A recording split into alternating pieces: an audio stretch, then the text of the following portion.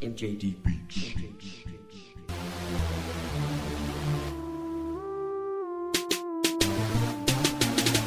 Live on the National Sports Studios from Spreaker.com, you are listening to In the Paint with Jordan Hunter and your host, Cameron Sadeghi.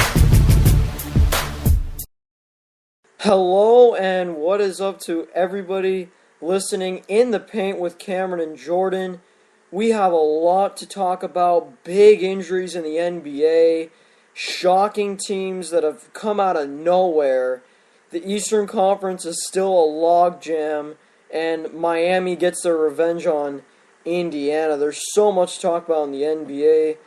Jordan, it's been another crazy week. We have some great Bradley Center commentary about how the Knicks and the Bucks played against each other. We'll talk about that and much more. But what were some of the shocking things for you throughout this week? There's a lot of things that were shocking this week.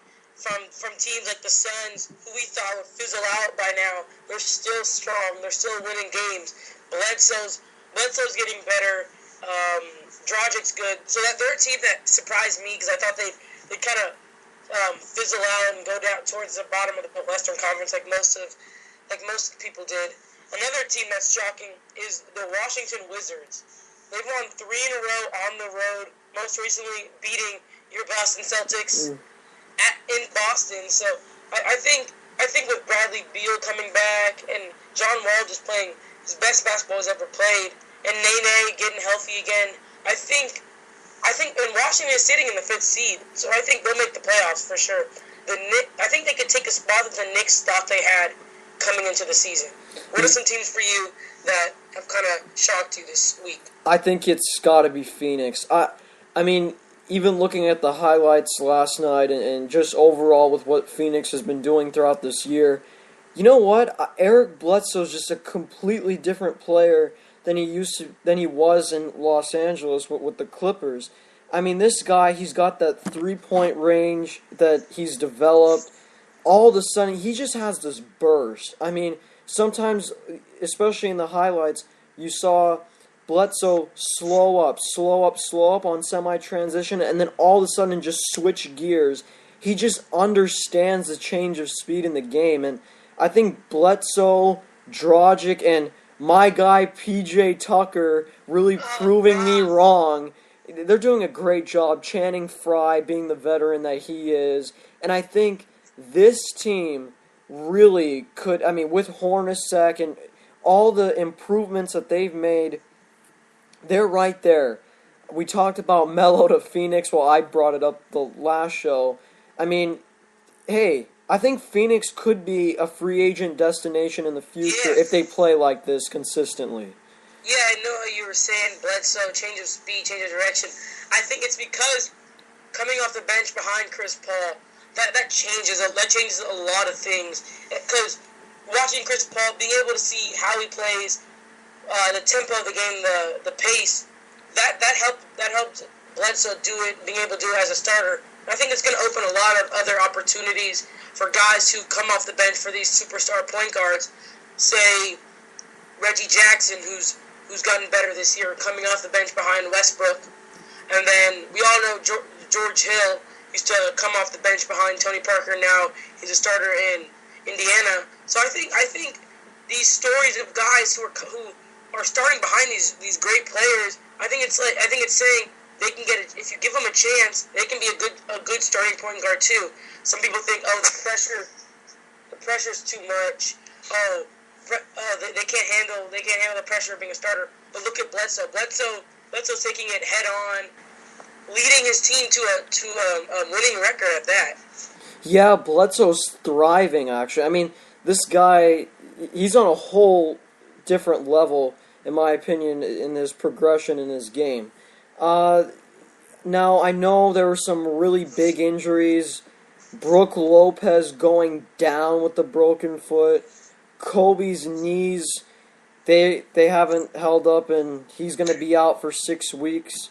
So, I mean, what do you think about these injuries? Do you think that this is going to really hurt the future of Brook Lopez's career and maybe Kobe has to shut it down next year? What do you think about these injuries?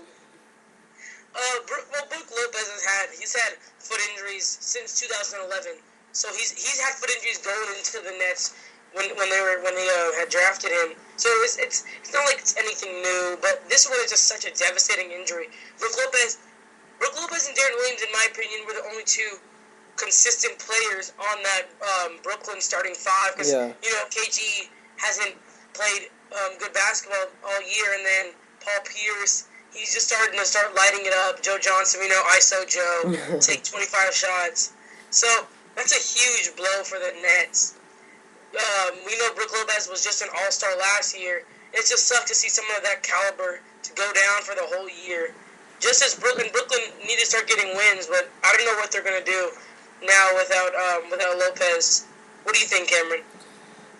Yeah, I think that's going to really hurt them without that inside presence, and that's going to put a lot of pressure on Andre Blatch.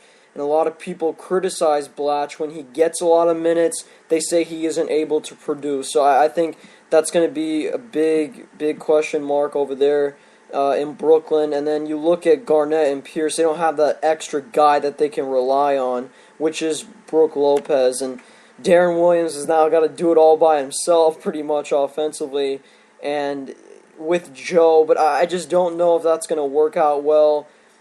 Their depth is going to be shortened. So, I mean, they already have problems. But this injury pretty much concludes the misery in Brooklyn.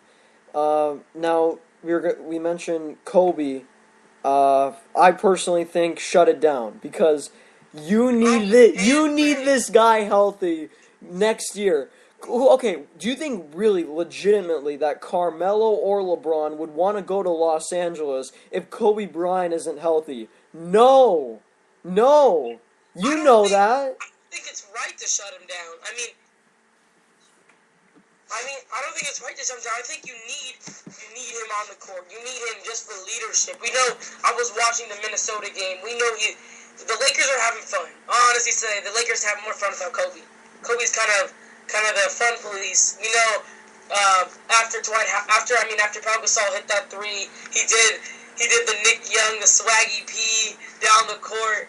So I mean, I understand where you're coming from, saying you need a healthy Kobe, but I think Charles says some controversial things. It's Charles Barkley. He's there to spark up an argument. So I don't know. I think when he comes back. You think they'll let him make the All-Star team if he gets voted? I mean, you know what? I've always wanted to know, I don't know, maybe you know this. When the guy gets injured, do they just go to the game, show up in a suit, and just sit out? I mean, that's probably what Kobe's going to do.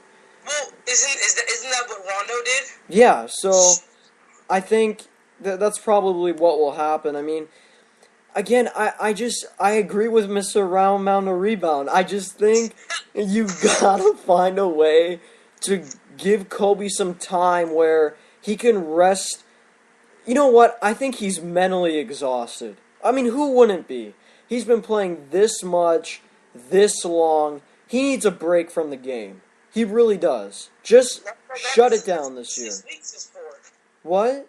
That's what the 6 weeks is for. A break and rehabilitation. Yeah, but he needs like a complete break because next year is going to be and especially this summer will be a really serious summer. You talk about a guy who's going to try to attract free agents.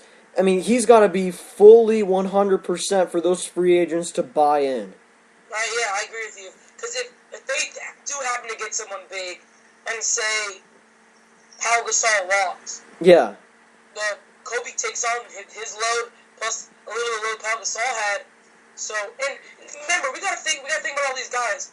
Guys like Xavier Henry, Nick God. Young, West. You don't like Xavier? I don't know why. Look, I like Nick Young. I'm not a big Laker guy, but I gotta say this. I just do not like the way Xavier Henry carries himself. As a player, he just carries himself. Okay, I know you're supposed to have confidence, but he almost seems cocky when he gets out on the floor. Let me just remind you, Xavier, your career hasn't gone that well, so stop acting like you're an all-star. That's the only problem I have with Xavier. What? He's still on a partially guaranteed contract. I mean, come on. I mean, this guy is so... He's over the top, in my opinion. You know who the Lakers look like right now? They look like the Dallas Mavericks of 2 seasons ago when they had... No, of last season when they had, like, O.J. Mayo, Elton Brand. Yeah. You guys who were on those one-year contracts and who left. So when you think about, like, Wes Johnson, Chris Kaman, Xavier, there's about 4 or 5 guys who I think we don't know if they're going to be here next year. This could have just been a nice, quick pit stop in Showtime LA. Look at Dwight Howard. Dwight Howard made a nice, quick pit stop. Hey. Don't go there. I had to make that jab, Cameron. Do you want to bring up Dwight, actually? Yeah, let's talk about him. Oh, my goodness. What a night it was for Dwight Howard. He put on a show. I mean, and it was on the road, too. It was against Drummond and Monroe, which is definitely not an easy thing to do. I mean, this guy, I believe he had 23 and 12 at halftime. This guy put on a show in Detroit. His post moves are excellent. Spin around, jab step, ripping through. He had 35 and 19 and 5 assists, 1 steal and 3 blocks. And his free throws. Did you hear about the Yahoo article on the free throw line? I don't know if you saw that. No, was it? He went 7 for 7, I think, a few nights ago, and he's talking about how he's gained confidence at the free throw line.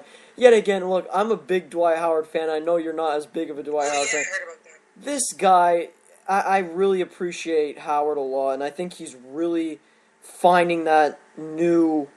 He's getting to the new and the better and next level, and I think Dwight Howard's getting there. So, Dwight, great job last night. And Houston looks like a revived team that can really shock a lot of people in the playoffs. I don't see Houston as that team, though, honestly. They're not a team I see making it far into the playoffs. I mean, OKC's red hot. They won yeah. Portland, we know Portland's going to do what they do best. That's shoot the basketball. But Houston...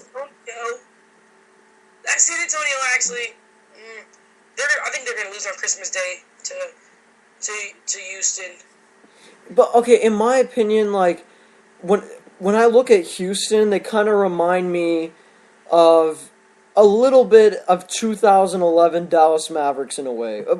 I'm not going to say they're going to get to the finals, but Houston just explodes for points. I mean, they can go on a 18-0 run really quick. They're one of those teams that can get up and down, and they can really put teams on their heels just by their three-point shooting and inside prowess with Howard.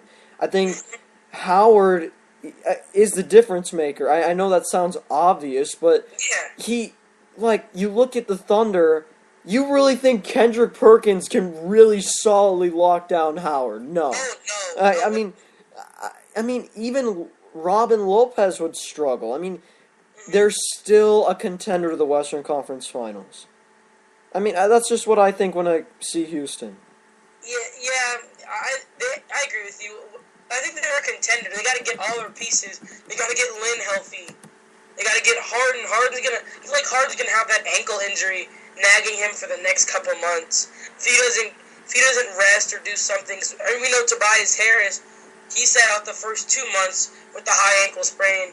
So ankles are something that really they're nagging injuries, ankles and backs, those type of things. Yeah. So if they get their guys healthy. I gotta ask you something real quick. I want to ask you this. Which guy do you think is going to be the difference maker for Houston? Like, I know I mentioned Howard, but I think Terrence Jones could really surprise a lot of people in the playoffs. I think Parsons. Well, but I think Parsons, we kind of know what we're going to get out of him. But Terrence Jones is that wild card for me. What about you? Terrence Jones. I don't know. I don't think he can produce on a consistent basis. Is that by wild card? Are you saying like you rub for like 20 and 10 one night? I'm saying like a guy that nobody will expect. Like if he, you know how last year when the Pacers played the Heat, there was there were some crazy stats that were like, if Lance Stevenson and George Hill